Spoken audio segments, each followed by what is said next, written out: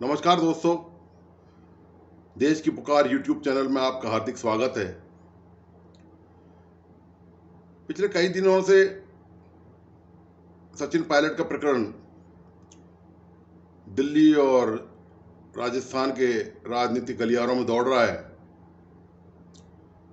कांग्रेस सचिन पायलट के खिलाफ कोई कदम नहीं उठा पा रही है। सचिन पायलट दरअसल कांग्रेस की गले की फांस बन गया है। एक ऐसा नेता, राजस्थान का युवा नेता, जिससे निपटने में न केवल राजस्थान के नेता बल्कि दिल्ली तक के जितने भी बड़े नेता हैं वो अभी तक सफल नहीं हो पाए।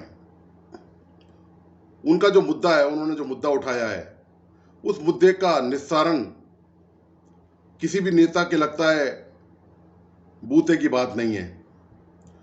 सचिन पायलट में कितना दमखम है, सचिन पायलट जमीन से जुड़े हुए कितने मजबूत और व्यापक जनाधार वाले नेता हैं, इसका एक उदाहरण कल टोंक संसदीय क्षेत्र में एक मामले से समझ में आता है।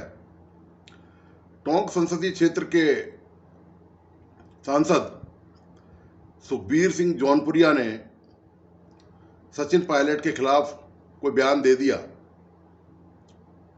इस बात को लेकर टोंक गुर्जर समाज के लोग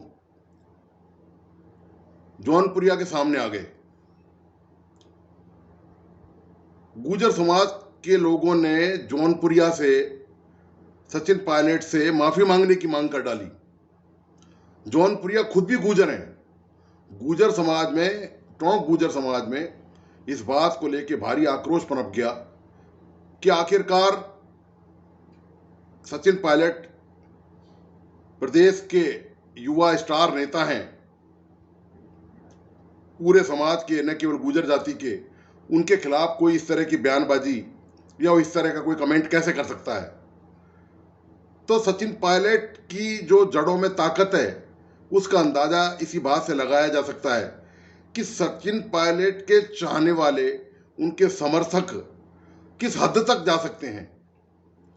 पिछले दिनों जब किसान सभाएं हुई थी, जो सचिन पायलट ने अकेले बलबूते करी, बगैर सरकारी मशीनरी के सहयोग के, जबकि कांग्रेस का या किसी भी राजनीतिक दल का कोई भी कार्यक्रम होता है, यदि सरकार उन्हीं की सत्ता में है तो प्रयास उनका पूरा पूरा यह रहता है कि सरकारी संसाधनों का जितना ज़्यादा और अधिकतम इस्तेमाल किया जा सके इस्तेमाल करें।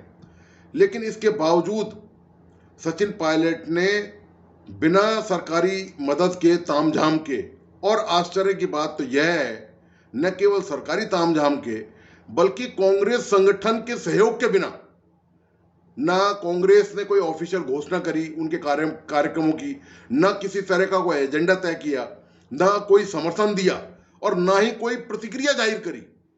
सचिन पायलट ने खुद के बलबूते किसान सभाओं में जो सभाएं आयोजित करी, किसान सम्मेलन किए, उसमें लाखों की संख्या में किसान, क्षेत्र के लोग, महिलाएं, युवा सब उनको देखने सुनने पहुंचे थे।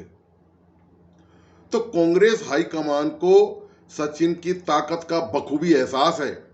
सचिन के मामले को अनुशासनहीनता का नाम देकर यदि कार्रवाई से लंबित किया जा रहा है तो यह कोई आसान मामला नहीं है।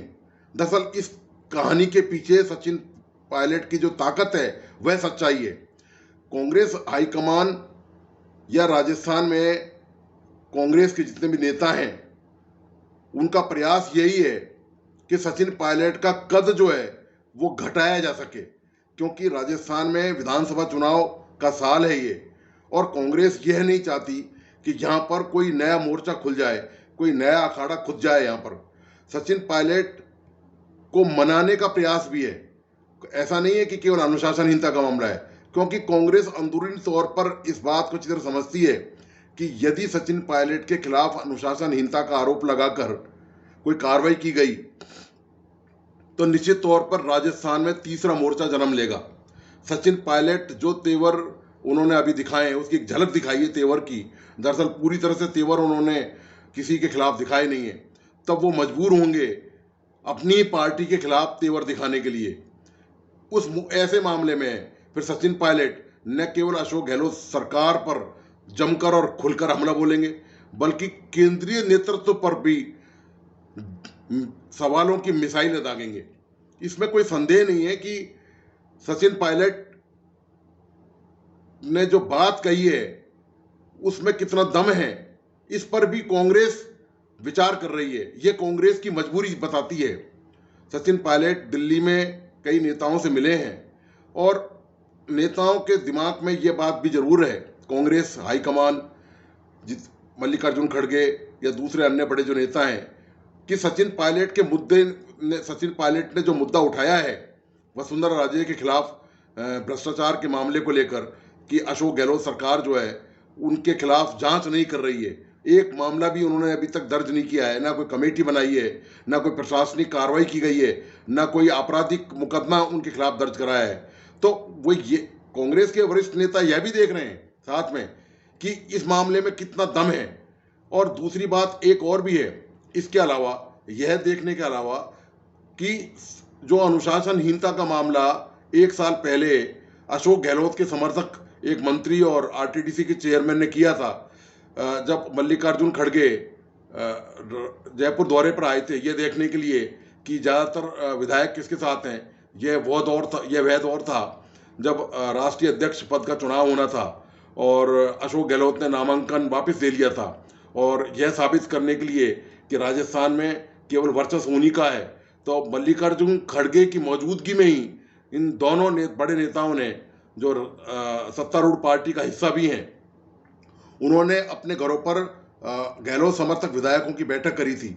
तो इसको अनुशासनहीनता, घोर अनुशासनहीनता का दर्जा तो दिया गया, लेकिन इस मामले की जांच कमेटी ने आज तक यह उजागर नहीं हुआ है इस मामले में कि आखिर जो जांच कमेटी ने फैक्ट फाइंडिंग जो पाई है उसमें हुआ क्या। तो कांग्रेस के जो वरिष्ठ नेता हैं जो दिल्ली बैठे हुए हैं वह इस बात पर भी विचार कर रहे हैं। तो ऐसा नहीं है कि सचिन पायलट को हल्के में ले रहे हैं। कांग्रेस को इस बात का अंदाजा है कि यदि सचिन पायलट छिटक गया या किन्हीं भी कारणों से नाराज होकर बगावत, पूरी तरह से बगावत की मुद्रा में आ गए, तो राजस्थान में न केवल गुर्जर बाहुल्य इलाकों की जो 20 से ज़्यादा सीटें हैं उनको प्रभावित करेंगे, बल्कि कांग्रेस के लिए नई नई मुसीबतें खड़ी करेंगे। निश्चित तौर पर उस दूसरी तरफ राष्ट्रीय लोकतांत्रिक पार्टी के आरएलपी के जो अध्यक्ष हैं और सांसद हैं हनुमान बेनीवाल, वे खुला ऑफर सचिन पायलट को दे चुके हैं कि सचिन पायलट को उनसे मिलना चाहिए और दोनों को मिलकर, या तीसरे और भी लोग इस तरह के नेता उनसे आ सकते हैं जो भारतीय जनता पार्टी या कांग्रेस से राजस्थान में असंतुष्ट हैं या नाराज हैं या जिनके साथ न्याय नहीं हुआ है, वह भी लोग उसमें शामिल हो सकते हैं। वो चाहे स्थानीय नेता हों या बसपा के लोग हों या दूसरे कोई और लोग हों, और एक तीसरा मोर्चा नया राजस्थान में तैयार हो सकता है। तो कांग्रेस को इन बातों का अंदाजा है। कांग्रेस इसीलिए इस मुद्दे पर जल्दी से कोई एक्शन लेने के मूड में दिखाई नहीं दे रही है। तो आपको यह सारी जानकारी, यह पर्दे के पीछे जो खेल चल रहा है, यह आपको कैसी लगी?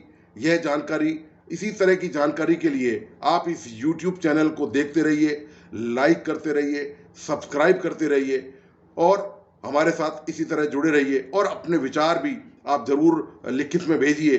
क्या ऐसे ही और दूसरे मुद्दे हैं जिन पे चर्चा की जा सकती है, जिन पर पूरी तरह से, एक तरह से कहें कि उनका इन्वेस्टिगेशन किया जा सकता है कि पर्दे के पीछे कहानी क्या है और चल क्या रहा है। तो दोस्तों, इसी के साथ नमस्कार, धन्यवाद।